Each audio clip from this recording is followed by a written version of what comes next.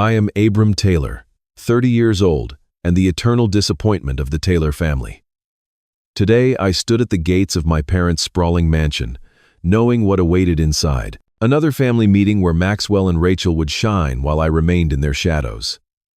Little did my family know that beneath my quiet exterior lay a secret that would shatter their perception forever. The inheritance announcement coming today would be the final straw, but I had an ace up my sleeve that nobody saw coming.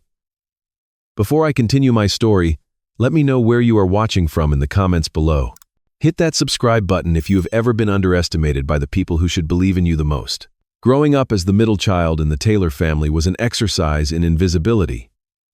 From my earliest memories, I existed in the space between my brilliant older brother Maxwell and my charismatic younger sister Rachel. Our sprawling Connecticut home might have had 5 bedrooms, but the trophy cases only displayed 2 names. Maxwell, now 34, was the firstborn and the golden child.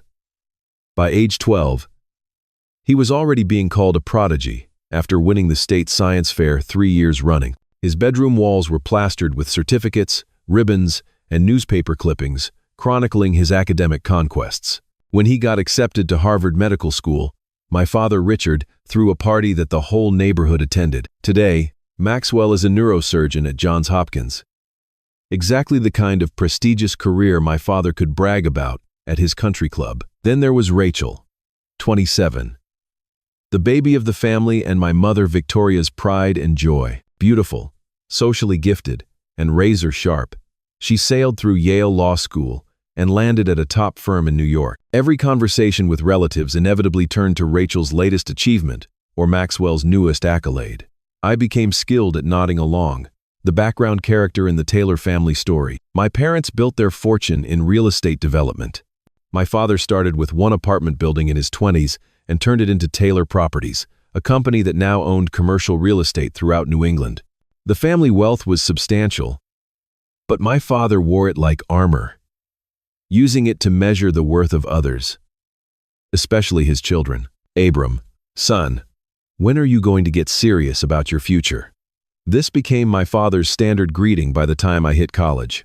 No hello, no how are you, just immediate disappointment. When I chose to study computer science instead of medicine or law, he barely concealed his disdain. Playing with computers all day is a hobby, not a career, he told me during my sophomore year of college. Your brother was already accepted to medical school by your age. My mother was subtler but no less damaging. She claimed to love all her children equally, but her actions revealed the truth.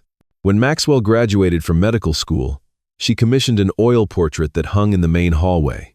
When Rachel passed the bar exam, Mother took out a full-page congratulatory ad in the local paper. When I graduated with honors in computer science, I received a card that arrived 3 weeks late. The pattern repeated throughout our childhood.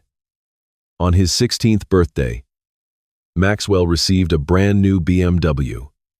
On her sweet 16, Rachel got a Mercedes convertible. When my 16th birthday arrived, I was given the keys to my mother's 4-year-old Volvo that she no longer wanted. It is practical, she said, and teaches good values. Family vacations were always scheduled around Maxwell's and Rachel's availability. If I had an important event that conflicted, I was simply expected to miss it. During my senior year of high school, my parents missed my award ceremony for computer programming because it coincided with Rachel's debate tournament. Your sister needs our support, my father explained. You understand, right? I did understand. All too clearly. I understood that nothing I achieved would ever measure up in their eyes. After college, I decided to forge my own path in tech startups rather than follow the traditional route my parents valued. This decision widened the already substantial gap between us. Startups are what people do when they cannot get real jobs, my father declared during a tense Thanksgiving dinner. 90% of them fail within the first year. Richard, be nice, my mother would interject, before turning to me with a smile that never reached her eyes. Abram is just finding himself. Not everyone can be as driven as Maxwell and Rachel. Their dismissiveness fueled my determination. After graduation, I moved to Seattle, as far from Connecticut as I could reasonably go while staying in the continental United States. I limited my visits home to major holidays and occasionally skipped even those. With each passing year, the distance between us grew, not just geographically but emotionally. What my family did not know, what I deliberately kept from them, was that my playing with computers had evolved into something substantial. While they assumed I was struggling to make ends meet, I was building something that would eventually force them to see me clearly for the first time in my life. The irony was not lost on me that my family's neglect had given me the greatest gift of all: freedom from expectations. Without their spotlight and scrutiny, I could fail, learn, and grow on my terms. While Maxwell and Rachel performed perfectly within the narrow confines of my parents' approval, I was exploring, creating, and failing forward in ways they never could. Still, the years of dismissal left their mark. Every family gathering became an exercise in emotional endurance. Christmas dinners featured detailed updates on Maxwell's surgeries and Rachel's cases, while my contributions to the conversation were politely acknowledged, then swiftly forgotten. My parents never asked about my company in any meaningful way, assuming it was some small website design business, barely keeping me afloat. Abram does computer stuff, my mother would vaguely explain to family friends, before quickly shifting the conversation to Rachel's recent court victory, or Maxwell's research publication. I became accustomed to being the footnote in the Taylor family narrative. By the time I received the call about the family meeting regarding the inheritance, I had not been home in over 8 months. My father's voice on the phone carried the usual blend of authority and distance. "We are updating our will and estate planning," he said without preamble. "Your presence is required next Saturday at 2 in the afternoon. Do not be late." "No, how are you?" "No, it would be nice to see you. Just a command performance from the family patriarch." As I booked my flight from Seattle to Connecticut, I knew this meeting would be yet another reminder of my place in the family hierarchy. What I did not know was that it would become the catalyst for the reckoning that had been building for 30 years. The Taylor family estate looked exactly as it always had: imposing, immaculate, and cold. As I drove through the wrought iron gates and up the circular driveway, I spotted Maxwell's black Range Rover and Rachel's silver Audi already parked in front of the house. Of course, they had arrived before me, probably hours earlier, having coffee with our parents and reinforcing their positions as the devoted children. I parked my rental car, a modest Toyota that would certainly raise my father's eyebrows, and took a deep breath before heading inside. The front door opened before I could knock, revealing Henderson, the family butler who had been with my parents since before I was born. "Mr. Abram," he greeted me with a nod. "Your family is waiting in the study." "Thanks, Henderson," I replied, handing him my light jacket. "How have you been?" "Very well, sir. Thank you for asking." His expression softened slightly. Henderson had always shown me small kindnesses growing up, perhaps recognizing my outsider status within my own family. As I walked through the familiar hallways, I passed the wall of family photos that told the story of Taylor family priorities more clearly than words ever could. Maxwell in his white coat, Rachel in her graduation robes, my parents at charity galas and ribbon cuttings. My own presence was minimal, limited to obligatory group photos, where I stood slightly apart, my smile never quite reaching my eyes. The heavy oak door to my father's study was closed. I knocked once and entered to find them all seated already, like a board meeting about to commence.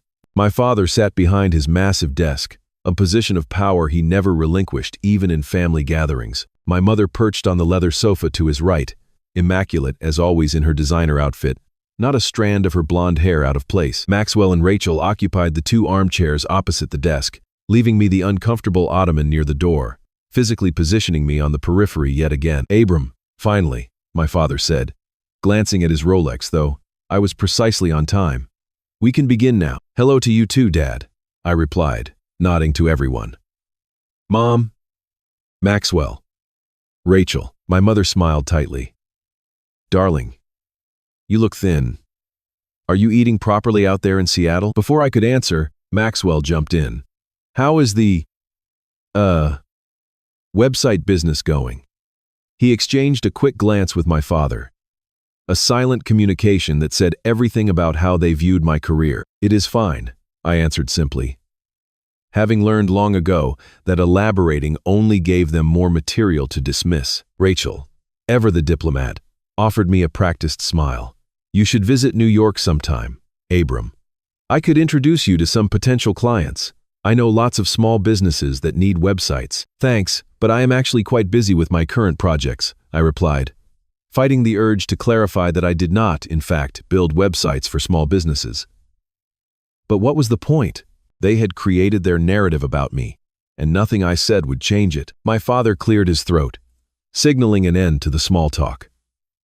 "I have called you all here to discuss the future of the Taylor family estate and inheritance." He opened a leather portfolio on his desk. "Victoria and I have been working with our estate planner to ensure a smooth transition of assets when the time comes." He spoke clinically, as if discussing a business merger rather than family legacy. My mother nodded supportively beside him, her face a mask of appropriate solemnity. "As you know, Taylor Properties has grown substantially over the past decade. The portfolio now includes 30 commercial properties across 6 states, as well as our various investments and personal assets." He glanced at Maxwell and Rachel with undisguised pride.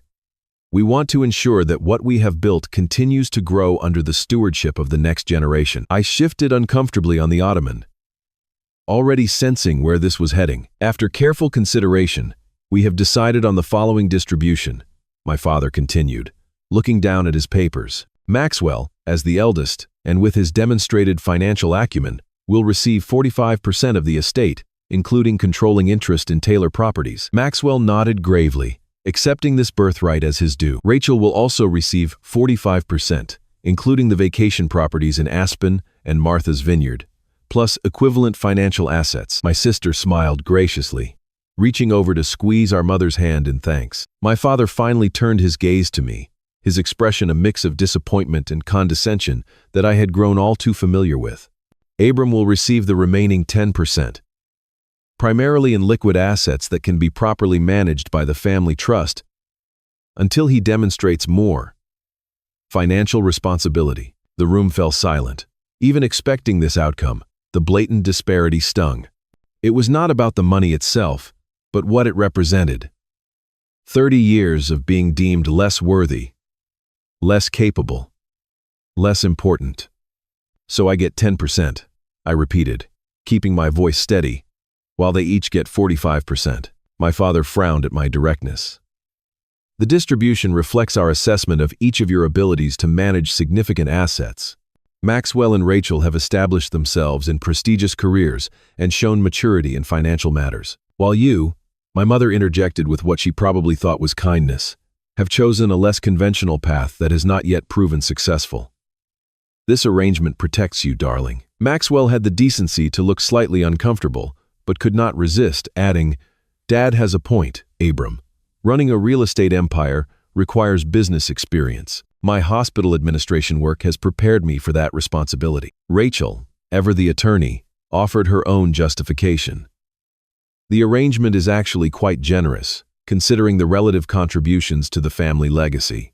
I have already brought several new investment opportunities to Dad through my law firm connections." I sat there absorbing their words, each one reinforcing what I had always known, but never heard, stated so explicitly. In their eyes, I was the family failure, the disappointment, the one who needed to be protected from his own inheritance. "So this is meant to motivate me?" I asked, looking directly at my father. "To prove myself like Maxwell and Rachel have?" My father nodded, seemingly pleased that I understood. "Exactly.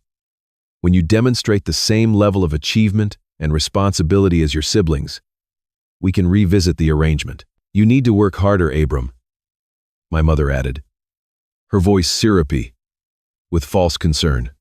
"Find a proper corporate position, perhaps. Something stable." Quote, I looked around at their faces, at the family who had spent my entire life underestimating me, dismissing my choices, and measuring me against their narrow definition of success. In that moment, something shifted inside me. I was done seeking their approval, done accepting their judgment, done playing the role they had assigned me. "I see," I said quietly, a new resolve settling over me. "And what exactly would constitute sufficient achievement in your eyes?" My father waved his hand dismissively. "We can discuss specific benchmarks later. For now, just know that this arrangement is for your own good. You will thank us someday." As they continued discussing the technical details of the estate planning, I made my decision. For years, I had kept my success private, partly from a desire to prove myself without their influence, and partly from a lingering hope that they might someday value me for myself rather than my achievements. That hope had finally died, killed by the casual cruelty of their assumptions. It was time to show them exactly who Abram Taylor really was. My journey began 8 years ago, fresh out of college with my computer science degree and a head full of ideas.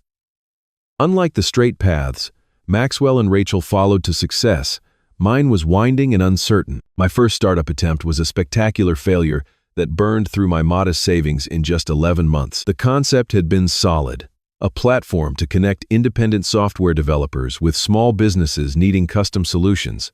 But my execution was flawed. I underestimated the marketing costs, overestimated user adoption rates, and made the classic first-time founder mistake of trying to do everything myself. When the company folded, I was left with nothing but a valuable education in what not to do. During those dark days, I worked night shifts at a local tech support center while rebuilding from scratch during the day. I lived in a tiny studio apartment with secondhand furniture and ramen noodles as a dietary staple.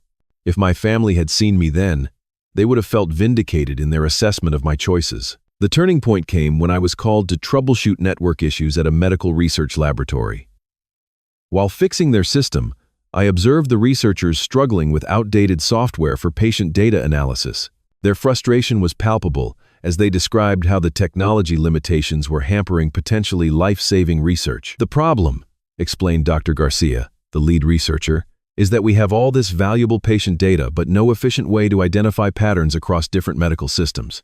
Each hospital uses different software, different coding systems, and the interoperability is practically non-existent." As I worked on their network, an idea began forming.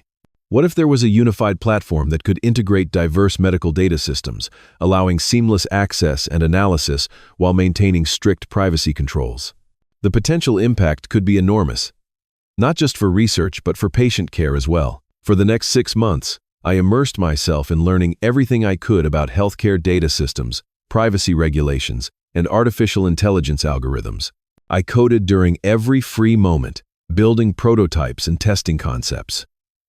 When I felt ready to take the next step, I approached several venture capital firms with my idea. The rejections were swift and unanimous.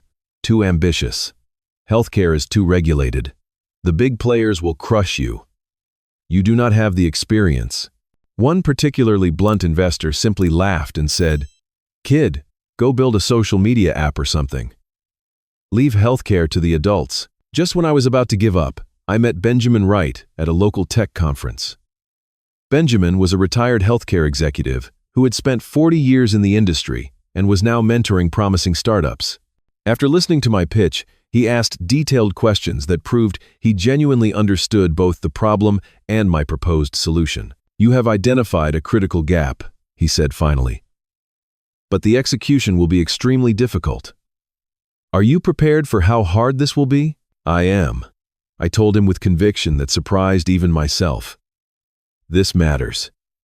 It could change how healthcare works." Benjamin became my mentor, then my first investor, and eventually my company's chairman. With his guidance and initial funding of $200,000, I refined the concept and assembled a small but talented team. We called the company Medicore Solutions, and our platform aimed to do what larger healthcare tech companies claimed was impossible: create a truly interoperable system that could work across different healthcare environments while maintaining rigorous security and compliance standards. The first 2 years were brutal. We worked 18-hour days, lived on coffee and determination, and faced constant skepticism from potential clients and investors. Our first deployment at a small community hospital was plagued with bugs and integration issues that took weeks of round-the-clock effort to resolve. But we persevered, improved, and gradually built a reputation for solving problems others could not. Our breakthrough came when Northwest Regional Medical Center, facing a critical failure of their existing system, took a chance on our solution after larger vendors quoted 18 months for implementation. We had them operational in 6 weeks. Word spread through the healthcare community. Suddenly, Hospitals and research institutions that had ignored our earlier outreach were calling us. Our unique artificial intelligence approach to medical data integration was proving not just viable but revolutionary. By year 3, we had secured $5 million in Series A funding. By year 5, our Series B round brought in $30 million at a company valuation of $300 million. Major hospital systems across the country were adopting our platform, and medical researchers were publishing papers about breakthroughs enabled by our technology. Throughout this growth, I maintained a deliberately low profile. I hired an exceptional CEO to be the public face of the company, while I focused on product development and strategy as Chief Technology Officer. When industry publications wanted to profile me, I politely declined, preferring to highlight our team accomplishments instead. Last year, everything changed when a consortium of private equity firms approached us with an offer that valued Medicore Solutions at $2.8 billion. The deal included significant investment for expansion while allowing our team to maintain operational control. After careful consideration, we accepted. My personal stake in the company, even after several funding rounds had diluted my ownership, was still substantial. Overnight, my net worth on paper exceeded $750 million. The scrawny kid who had once been afraid to check his bank balance now had more wealth than he could spend in a lifetime. Yet outwardly, little changed in my life. I still lived in the same comfortable but modest condo in Seattle. I upgraded from a used Honda to a new Tesla, my one visible indulgence. I took no exotic vacations, bought no mansions, and wore no designer clothes that might signal my changed circumstances. Instead, I focused on using my new resources to make a difference. I established a foundation that provided full scholarships to underprivileged students pursuing careers in technology and healthcare. We funded computer science programs in low-income schools and created internship opportunities for first-generation college students. All of this happened without my family's knowledge. Our interactions remained infrequent and superficial. During holiday phone calls, they continued to ask patronizing questions about my computer job while sharing Maxwell's latest surgical innovation or Rachel's newest high-profile legal case. "You should really consider going back for an MBA," my father suggested during our last conversation. "It might help you move up from your programming position." I simply murmured non-committally, having learned long ago that corrections were futile. In their minds, I would always be struggling, always be less than, always be the one who needed guidance rather than the one providing it to others. The irony was not lost on me. My brother saved lives one patient at a time in the operating room, which was undeniably valuable work. But my company's technology was now helping doctors like him save thousands of lives through better diagnosis, treatment planning, and medical research. My sister won important legal battles for her wealthy clients, but my foundation was changing the trajectory of hundreds of young lives every year. Not that any of this was a competition. I had long since stopped measuring my worth against my siblings or seeking validation from my parents. My success had been built not to prove them wrong, but because I believed in what I was creating. The fact that it had made me wealthy beyond their imagination was secondary to the impact it was having. As I sat in my father's study listening to their plans for the inheritance, I realized that the time for silence had passed. Not because I needed their approval any longer, but because their assumptions had directly led to this moment of inequity. Perhaps it was finally time for the Taylors to meet the real Abram, not the failure they had invented in their minds. As my father concluded the inheritance announcement, an uncomfortable silence filled the study.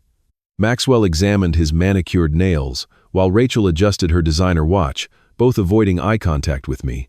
My mother dabbed at non-existent tears with her monogrammed handkerchief, playing the role of the concerned matriarch. "Well," my father said with finality, closing his leather portfolio, "unless there are questions, I believe we have covered everything." I took a deep breath. For 30 years, I had swallowed my responses, accepted their narrative, and retreated into the background.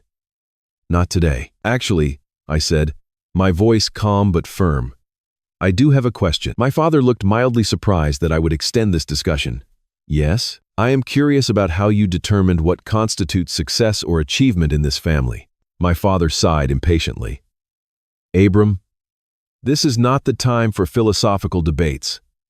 The decision has been made based on objective assessment of each of your contributions and capabilities. Objective assessment, I repeated, nodding slowly.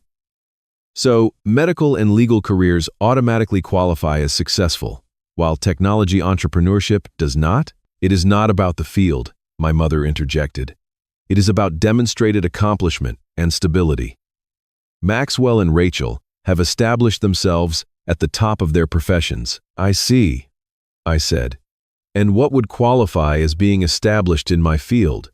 What benchmark would I need to reach for you to consider me an equal to my siblings? Maxwell shifted uncomfortably. Come on, Abram. Do not make this awkward.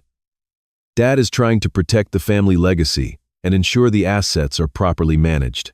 And you think I am incapable of managing assets? I stated rather than asked. Your track record speaks for itself, my father replied dismissively.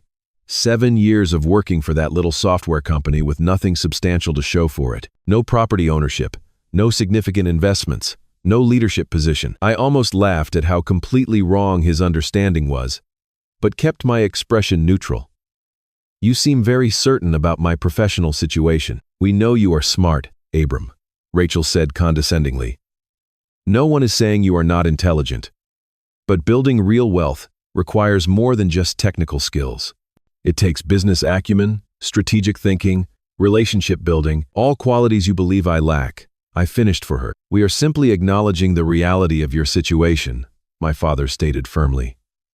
When you can demonstrate comparable success to your siblings, we can revisit the arrangement. The moment had arrived. I could walk away as I always had, accepting their judgment and nursing my private satisfaction. Or I could finally pull back the curtain. The decision made itself. What if I told you that your understanding of my situation is completely incorrect? I asked quietly. My father frowned. Meaning what, exactly? Meaning that I have not been forthcoming about my professional achievements, and you have made assumptions rather than asking meaningful questions. What achievements? Maxwell asked with genuine confusion. You work at some tech startup, right? I do not work at a startup. I corrected him. I founded a healthcare technology company called Medicore Solutions. Perhaps you have heard of it? Our platform is used in over 400 hospitals nationwide, including Johns Hopkins where you practice. Maxwell's eyebrows shot up in surprise. Wait, Medicore? The integrated health data system? That is your company? It is, I confirmed. I developed the initial architecture and algorithms, secured the funding, built the team, and served as Chief Technology Officer for the past 7 years. But Medicore is huge, Maxwell said, his confident demeanor slipping. They are revolutionizing how we access and utilize patient data across different hospital systems. My father looked skeptical. If this is true, why have we never heard about it? Why keep it secret? Instead of answering immediately, I reached for my phone and pulled up the recent Forbes article featuring our company's latest funding round. I handed it to my father, watching as his expression changed from doubt to shock as he read. Medicore Solutions reaches $2.8 billion valuation after latest investment round. He read aloud, his voice losing its usual authority with each word. If you scroll down, I suggested calmly, you will see my name and photo in the section about the founding team. My mother leaned over to look at the screen, her perfectly composed face showing cracks of disbelief. But why would you never mention this? Would you have believed me if I had? I asked simply. Or would you have minimized it, as you have with everything else I have done? No one had an answer for that, I continued, pulling out my tablet and opening a secure folder. Last year, our company accepted a significant investment from Blackstone Healthcare Partners and Sequoia Capital. As founder and major shareholder, my personal net worth is currently valued at approximately $750 million. I turned the tablet to show them the valuation documents and financial statements. The room went completely silent. A silence so profound, I could hear the antique grandfather clock ticking in the hallway outside. My father's face had drained of color. My mother's hand trembled as she reached for her water glass. Maxwell and Rachel stared at me as if seeing a stranger. That is more than the entire Taylor family estate, my father finally managed, his voice barely above a whisper. Yes, I agreed, it is. But you live in that small condo, Rachel said, struggling to reconcile this new information. You drive a Tesla, not a Bentley. You never mentioned any of this. I value privacy and purpose over displays of wealth, I explained. And frankly, I stopped seeking your approval or recognition years ago. Maxwell leaned forward, his expression suddenly eager. This is incredible. Abram, you should have told us. We could have helped promote your company through our networks. I gave him a level look. The same way you have been promoting it for the past 7 years, without knowing it was mine. He had the grace to look embarrassed. You should have told us, my mother repeated, trying to recover her composure. We always knew you had that entrepreneurial spirit. You get that from your father, you know. Did I? I asked, raising an eyebrow. Because I distinctly remember being told that entrepreneurship was for people who could not get real jobs. My father cleared his throat, clearly attempting to regain control of the conversation and his dignity. Well, this certainly changes things. Had we known about your success, the inheritance distribution would naturally have been different. Would it? I asked. Or would you have found some other reason why my achievements did not quite measure up? Perhaps that technology is not as prestigious as medicine or law. Or that my success was just lucky timing in the market? No one answered. Their silence confirmation enough. I stood up, suddenly tired of the performance. For the record, I do not care about the inheritance. Split it however you want. I do not need it. I moved toward the door, then turned back to face them. Oh, and Dad? Still think I need to work harder? The stunned silence that followed me out of the room was more satisfying than any inheritance could ever be. I had barely reached the grand foyer when I heard hurried footsteps behind me. My father appeared, his usual commanding presence diminished by the shock of what he had just learned. Abram, wait, he called, his voice lacking its normal authority. We need to discuss this further. I turned to face him, maintaining the calm demeanor I had cultivated over years of high-stakes business negotiations. What is there to discuss? The inheritance plan seems quite clear to me. My father ran a hand through his silver hair, a rare gesture of discomfort from a man who prided himself on unwavering control. You have to understand, we had no idea about your situation. You deliberately kept us in the dark. Did I asked. Or did you simply never ask meaningful questions about my life and work? When was the last time you showed genuine interest in what I was building, rather than comparing it unfavorably to Maxwell and Rachel's careers? Before he could answer, my mother appeared, followed closely by my siblings. Their unified front was familiar, though the expressions of confusion and recalculation were new. Darling, my mother began, her voice taking on the soothing tone she used when trying to smooth over family tensions. You must understand how proud we are now that we know what you have accomplished. This changes everything. Does it? I asked.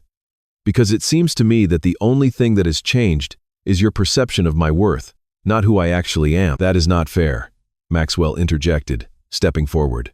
How are we supposed to know about your success if you never shared it? You have been deliberately secretive. I turned to my brother, the golden child who had never known what it felt like to be dismissed. Every time I tried to talk about my work in the early days, Dad called it my computer hobby and changed the subject to your latest surgical technique. Eventually, I stopped trying. We pushed you because we saw potential, my father said, finding his footing in this new narrative. Perhaps our methods were harsh, but we wanted you to succeed. And clearly, our approach worked. Look at what you have achieved. The audacity of his attempt to take credit for my success after years of undermining me was almost impressive. My achievements happened despite your lack of support, not because of it. I succeeded because I stopped seeking your approval and found people who actually believed in my vision. My mother's eyes filled with tears, though whether from genuine emotion or the realization that her middle child was now wealthier than the entire family combined was hard to determine. I always knew you would do great things, Abram. A mother knows these things about her children. Really? I countered, remembering the countless times she had suggested I find a proper job with stability, rather than pursue entrepreneurship. Is that why you told Aunt Susan last Christmas that you were worried about Abram's future? Because I was still doing that computer thing? My mother had the decency to look embarrassed. I may have misunderstood the nature of your work. Maxwell, ever strategic, was already shifting his approach. The platform your company built has transformed how we handle patient data at Johns Hopkins. I had no idea my own brother was behind that innovation. We should discuss potential collaborations. There are several research projects where your technology could be invaluable. Now you want to collaborate? I asked. After 7 years of condescending questions about my little website business. Interesting timing. Rachel, the lawyer to her core, took a different tack. This is a wonderful opportunity for all of us to reset our family dynamics.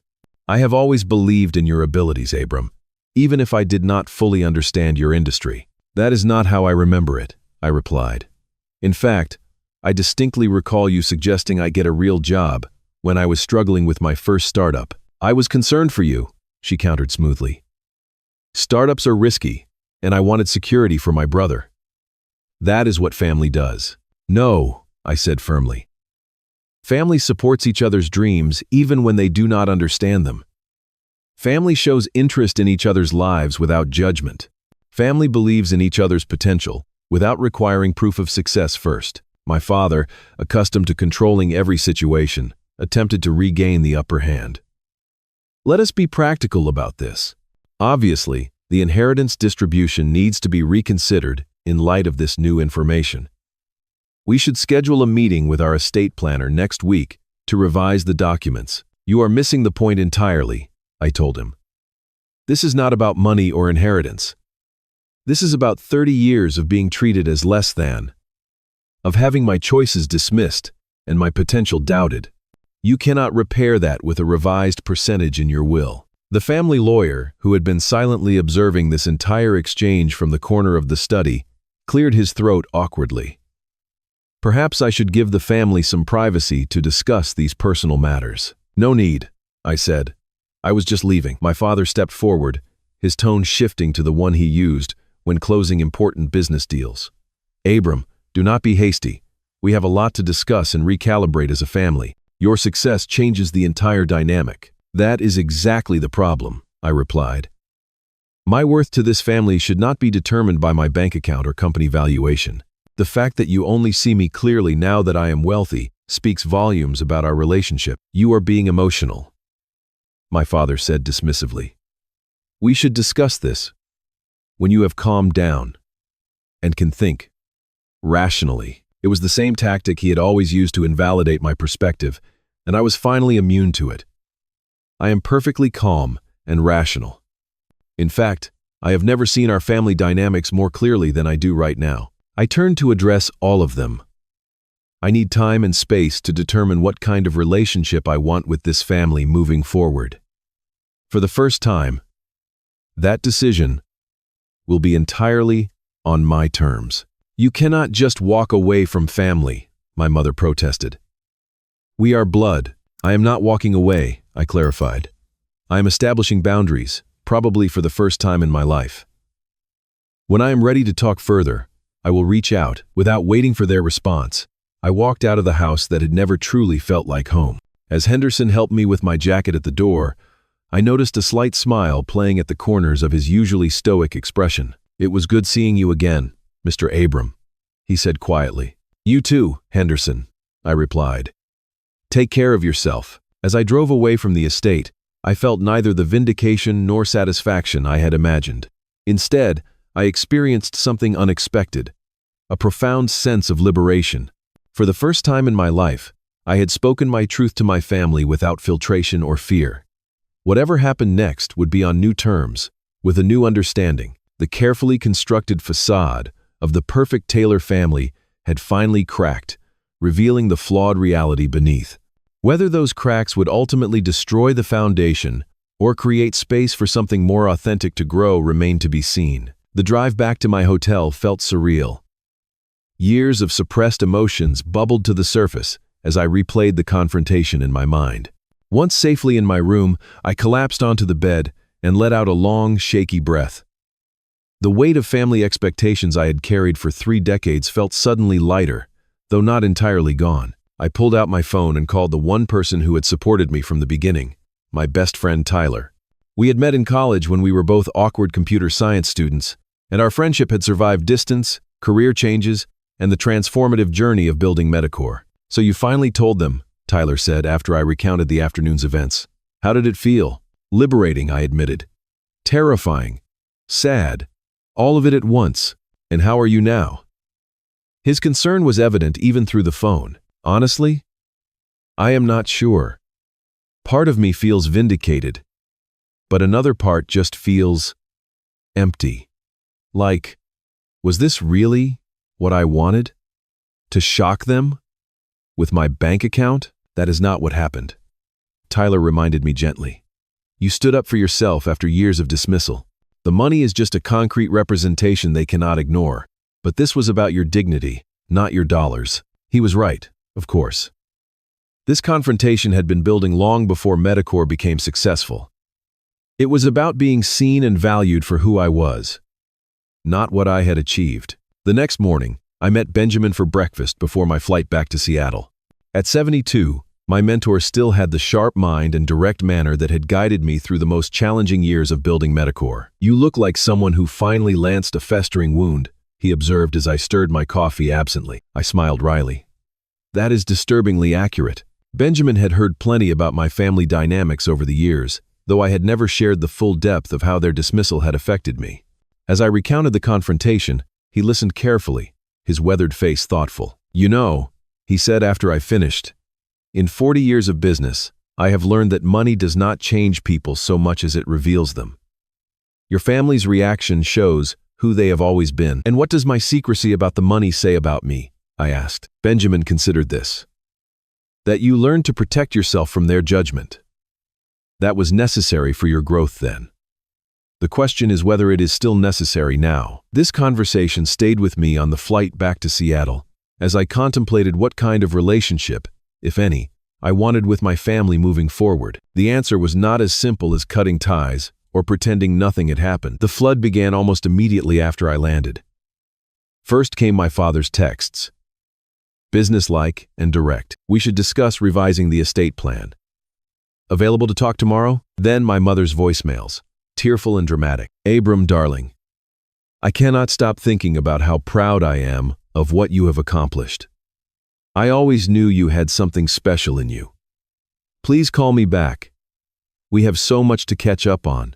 Maxwell's approach was predictably strategic, focusing on potential professional connections. "That AI diagnostic feature your platform uses could revolutionize neurosurgical planning. We should discuss potential collaboration between your team and my department at Johns Hopkins. Also, great to finally know what my little brother has been up to. Dinner next time you are in Baltimore?" Rachel was the most transparent in her attempt to reestablish our connection. "Hey bro, found these old photos from when we built that treehouse together. Remember how Dad said it would fall down in a week, but it lasted 3 summers? You always were the builder in the family. Miss you. Call me?" The old me would have responded immediately, eager for their approval and attention. The new me recognized these overtures for what they were, reactions to my newfound status rather than genuine interest in who I was as a person. I did not reply to any of them immediately. Instead, I scheduled an appointment with Dr. Karen Lewis, the therapist I had been seeing since the early, stressful days of Medicor. Over the years, she had helped me work through my complicated family dynamics and develop healthier perspectives. "They are reaching out because they want access to your success," she observed after I showed her the messages. "But that does not mean a healthier relationship is impossible. It just means you get to set the terms now." What terms would those even be? I wondered aloud. I do not need or want their money. I do not need their professional connections. What am I looking for from them? "Perhaps start with acknowledgement," she suggested. "Genuine recognition of the patterns that hurt you, without excuses or justifications. That could be the foundation for something new, if you want it." Over the following weeks, I maintained my distance while processing what had happened. My parents continued their campaign of reconnection with increasing frequency and urgency. My father even suggested flying to Seattle for a meeting, something he had never offered to do in the 7 years I had lived there. I finally responded with a brief but clear email to all of them. "I need time to process our last interaction. and determine what kind of relationship I want moving forward. I will reach out when I am ready to talk. Please respect this boundary. Predictably, my father called within minutes of sending the email, unable to accept not being in control of the timeline. I let it go to voicemail. His message was a mixture of impatience and uncharacteristic uncertainty. Abram, I understand you need time, but family matters should be addressed promptly. However, I will try to respect your request. Call when you are ready. It was the closest thing to accommodation I had ever heard from him. A month passed. I immersed myself in work, focusing on Medicore's expansion into international markets and our foundation's new initiative to bring technology education to rural communities. The emotional whirlwind of the confrontation gradually settled, allowing me to think more clearly about what I wanted from my family relationships. I spoke with Benjamin again during this period, seeking his perspective as someone who had navigated both business success and family complications. The hardest thing, he told me, is separating their reaction to your wealth from genuine change. Money impresses people easily, but it does not necessarily change how they fundamentally see you. So how do I know if any change in their attitude is real? I asked. Benjamin smiled wryly. Time and testing. See if they are willing to listen to you about things unrelated to your success. Watch if they respect your boundaries. Observe whether they can acknowledge past patterns without becoming defensive. Armed with this wisdom and my own growing clarity, I finally felt ready to re-engage with my family. But on entirely new terms. I sent them each a message, inviting them to visit me in Seattle, on my territory rather than theirs. To my surprise, they all agreed without hesitation. The stage was set for the next chapter in the Taylor family story, one where the old hierarchy had been fundamentally disrupted. Whether we could build something healthier from the rubble of our former dynamics remained to be seen, but for the first time, I would be an equal architect in whatever we created together. 6 months after the inheritance confrontation, I stood in my Seattle penthouse arranging the final details for my family's visit. Though I had lived modestly for years, I had recently purchased this spacious apartment with spectacular views of Puget Sound, not as a display of wealth, but as a genuine desire for more space as my life expanded. The journey to this moment had been complicated. After our initial reunion in Seattle 3 months ago, we had established a new pattern of more regular communication. Weekly video calls, occasional visits, and a family text thread had slowly replaced the annual holiday obligations that had previously defined our interaction. My father arrived first, punctual as always. As I welcomed him into my home, I noticed subtle changes in his demeanor. The commanding presence remained, but the dismissive edge had softened somewhat. "This is quite a view," he commented, looking out over the water. "You have done well for yourself, Abram." "Thank you," I replied simply, accepting the compliment without the need to elaborate. My mother arrived next, followed shortly by Maxwell and Rachel. As we gathered in the living room, the contrast to our last meeting in my father's study was striking. Here, I was the host. Here, the power dynamic had fundamentally shifted. "I thought we might start with a tour of Medicore tomorrow," I suggested as we settled in with drinks. "Show you what we have been building all these years." "I would like that," my father said, his tone genuine rather than obligatory. "I have been reading about your company. The innovation is impressive." Coming from him, this qualified as effusive praise. "The hospital administrator at Johns Hopkins will not stop talking about how your system has transformed their operations," Maxwell added. "It is a bit surreal, realizing my little brother is behind it." "Not so little anymore," I reminded him with a smile that held no bitterness. Over dinner, I observed my family with new eyes. My father, struggling to operate in a relationship where his authority was not absolute. My mother, making genuine efforts to ask about my life beyond work and financial success. My siblings, recalibrating our dynamic. Now that the family hierarchy had been disrupted, "We have been doing some family therapy," my mother disclosed after her second glass of wine. All of us, together and separately. This surprised me. The Taylors had always considered therapy something for other people with real problems. "It was Rachel's suggestion," my father added, glancing at my sister. "She thought we could benefit from professional guidance in rebuilding our relationship with you." Rachel shrugged. Law school teaches you when to bring in experts. This seemed like one of those times. It has been challenging, my mother admitted. Facing certain patterns in how we related to each other.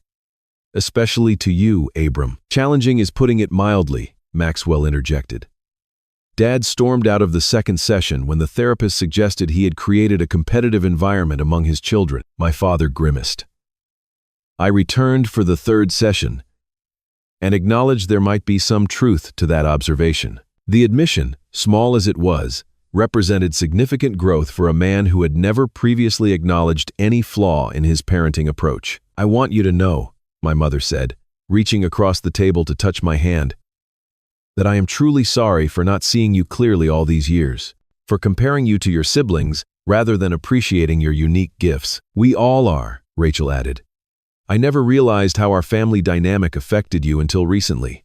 I took my position as the favorite daughter for granted. The golden children rarely notice the shadow they cast, I said without rancor. But I appreciate the acknowledgement. Over the following days, we continued this delicate dance of reconnection. I showed them through Medicore headquarters, where they witnessed firsthand the impact of what I had built. Seeing my team's respect and the tangible results of our technology helped them understand my world in a way that words never could. You have built something remarkable here, my father said as we left the building.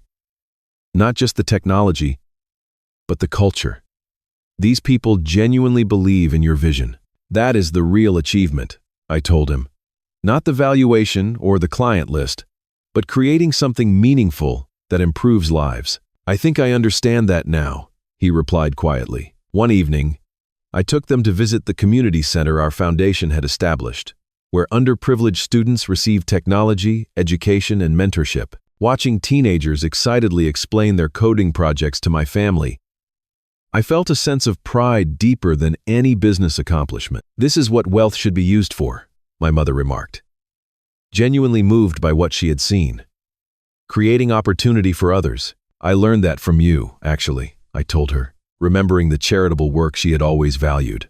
Your community involvement was one of the things I admired growing up. Her eyes filled with tears at this unexpected connection between us. The most profound conversation came on their final evening in Seattle.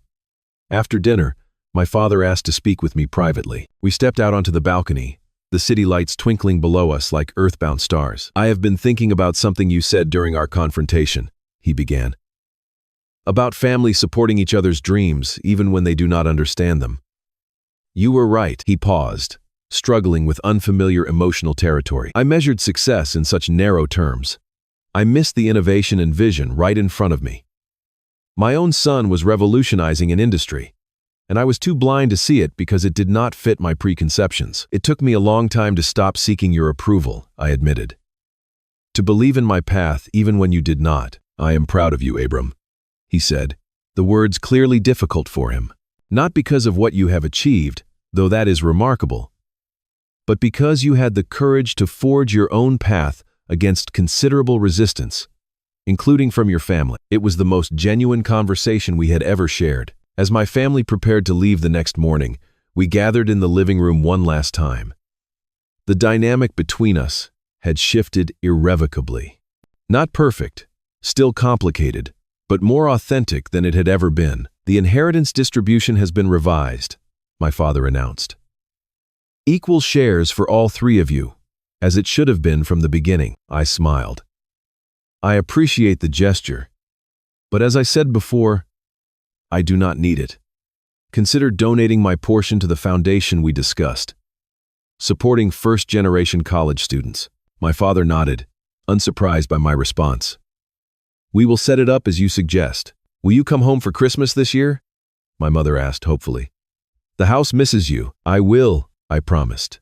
But I am also inviting all of you to join me for Thanksgiving here in Seattle, my treat. As they departed, I reflected on the journey that had brought us to this point. The pain had been real, the confrontation necessary, and the healing was still ongoing. But for the first time, I felt like a full member of the Taylor family rather than an afterthought. My phone buzzed with a text from Lucy, the woman I had been dating for the past few months. Unlike previous relationships where I had hidden my success out of habit, Lucy knew the real me from the beginning, both my achievements and my insecurities. "How did it go with the family?" she asked. "Better than expected," I replied. "Not perfect, but moving in the right direction." Later that evening, as I looked out over the Seattle skyline, I considered how far I had come. From the overlooked middle child to the successful entrepreneur, from seeking external validation to finding internal worth, from hiding my achievements to standing proudly in my truth. The inheritance that truly mattered was not the one my parents had planned to distribute, but the lessons I had learned along the way. That success comes in many forms, that validation must ultimately come from within, and that even the most entrenched family dynamics can change when truth is spoken aloud. I no longer needed to prove myself to anyone, least of all my family. The freedom in that realization was worth more than any financial inheritance could ever be. Have you ever been underestimated by the people who should have believed in you the most? How did you respond? I would love to hear your stories in the comments below. And if this tale of family, redemption, and standing in your truth resonated with you, please hit that like button and subscribe to my channel for more stories about overcoming life's challenges. Share this video with someone who might need to be reminded of their worth beyond others' perceptions. Thank you for listening to my journey. And remember, your value is not determined by others' ability to see it.